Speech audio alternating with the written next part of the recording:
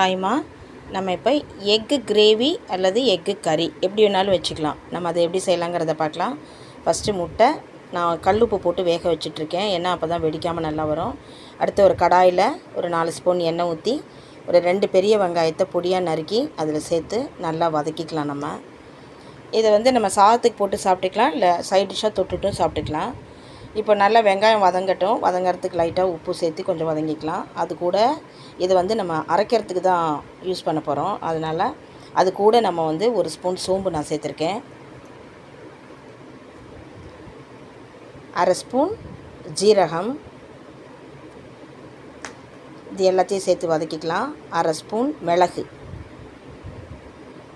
இது எல்லாத்தையும் சேர்த்து வதக்கினதுக்கப்புறம் நம்ம அரைச்சி எடுத்துக்க வேண்டியது தான்.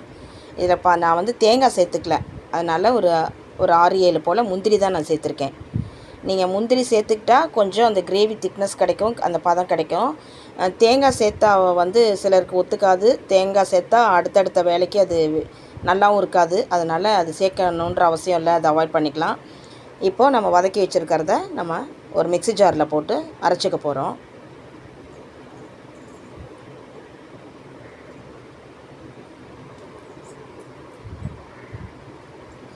இது நல்லாவே மைய அரைச்சி எடுத்துகிட்டு வந்துடலாம்.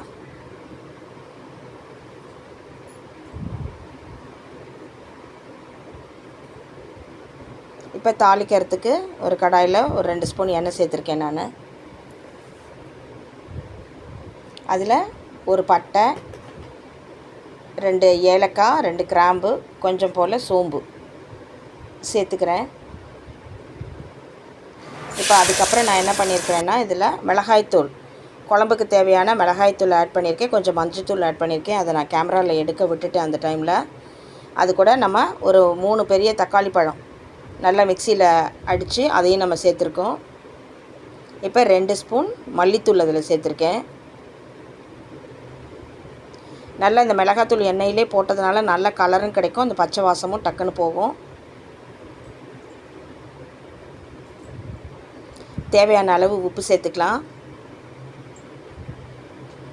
நல்லா இதை கிளறி விட்டு அதுக்கப்புறம் நம்ம வெங்காயம் வதக்கினதை அரைச்சிருக்கோம் பார்த்திங்களா, அந்த விழுதையும் சேர்த்துக்கலாம்.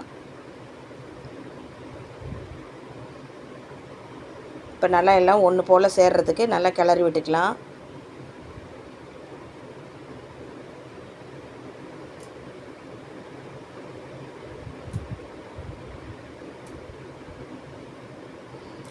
இஞ்சி பூண்டு பேஸ்ட்டு நான் அதோட அரைச்சி சேர்த்துருக்கேன்.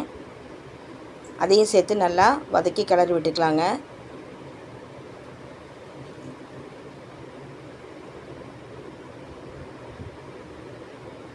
நல்லா கொதி வரட்டும். ஒரு மூடி போட்டு நல்லா அந்த பச்சை வாடை போக கொதிக்கட்டும். அதுக்கப்புறம் நம்ம முட்டையில் லேசாக கீத்து போட்டு கீறி விட்டுட்டு அந்த வேக வச்ச முட்டையும் நல்லா அது உள்ளே சேர்த்துக்கலாங்க. சேர்த்து 2-3 கிளறி கொஞ்சம் கொதிச்சா போதும். ஏன்னா ஏற்கனவே அந்த பச்சை வாசல்லாம் போக அந்த கிரேவி நல்லா கொதிச்சிருக்கு. கொஞ்சம் மிதமான சூட்டில் வச்சு ஒரு 2 நிமிஷம் வச்சுட்டு இறக்கிடலாம். நம்ம இதில் வாசனைக்கு நீங்கள் இன்னும் வேணும்னா நீங்கள் சிக்கன் மசாலா ஒரு ஸ்பூன் சேர்த்துக்கலாம். இது சாதத்துக்கு போட்டு சாப்பிடவும் நல்லாயிருக்கும், தொட்டுட்டு சாப்பிட்றதுக்கும் நல்லாயிருக்கும். அவ்வளோதாங்க. பிடிச்சிருந்தா இதே மாதிரி செஞ்சு பாருங்கள். நம்ம சேனலை மறக்காமல் சப்ஸ்கிரைப் பண்ணுங்கள். தேங்க்யூ.